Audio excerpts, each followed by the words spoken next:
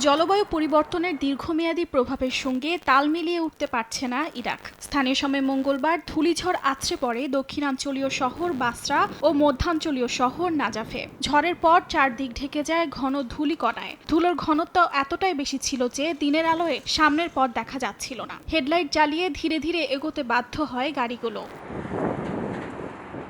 দুর্ঘটনা এড়াতে ট্রাফিক নিয়ন্ত্রণ করতে নামানো হয় অতিরিক্ত পুলিশ, মোতায়েন করা হয় জরুরি যান ও সেবাদানকারী ইউনিট। তবু ধূলিকণায় আক্রান্ত হয়ে শুধুমাত্র বাসরা শহরে ৩ শতাধিক মানুষকে ভর্তি করা হয় হাসপাতালে, যদিও কারো অবস্থা আশঙ্কাজনক ছিল না বলে জানায় স্বাস্থ্য অধিদপ্তর। এছাড়াও নাজাফ শহরে শ্বাসকষ্টের কারণে হাসপাতালে ভর্তি হয় বহু বাসিন্দা।